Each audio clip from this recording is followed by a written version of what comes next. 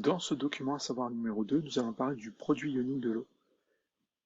L'eau, espèce acide, peut réagir sur l'eau, espèce basique, selon l'équation H2O plus H2O donne H3O plus HO. Il ne faut pas oublier que l'eau est une espèce amphotère. Ça veut dire quoi? Ça veut dire qu'elle fait partie d'un couple en tant qu'acide, dans le couple H2O, HO-. Je vais l'écrire pour que vous l'ayez sous les yeux. Donc c'est le couple H2O, HO-. L'eau ici est acide, mais elle fait aussi partie d'un autre couple en tant que base, dans le couple H3O plus H2O. Donc l'eau acide peut réagir avec l'eau basique. L'eau en tant qu'acide peut réagir avec l'eau. Ça veut dire que là, en fait, on est en train d'écrire finalement la réaction qui va nous permettre de calculer un Ka, c'est-à-dire une constante d'acidité.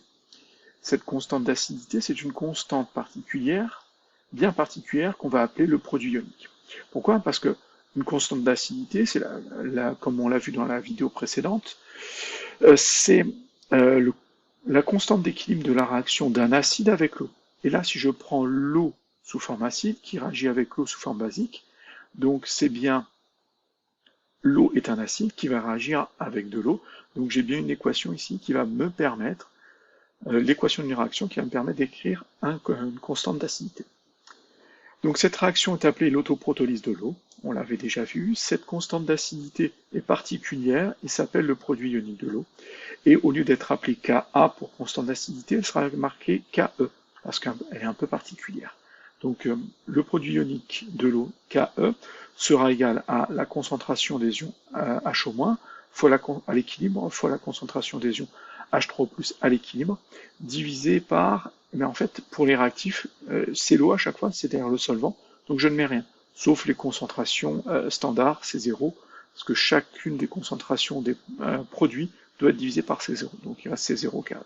Je sais que C0 vaut 1, donc ça, finalement il va me rester pour le produit ionique Ke, concentration de H3O plus à l'équilibre, multiplié par concentration de HO- à l'équilibre, et comme toute constante, elle a une valeur fixe, si la température ne bouge pas.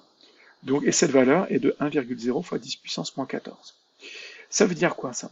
Ça veut dire que si je connais la concentration des ions hydroxyde, eh ben, je peux calculer la concentration des ions H3O+, oxonium, parce que leur multiplication vaut 1 fois 10 puissance moins 14. Donc, ça va me permettre de calculer, si je connais l'une des deux espèces, de calculer la deuxième. Si je connais la concentration de l'une des deux espèces, de calculer la deuxième.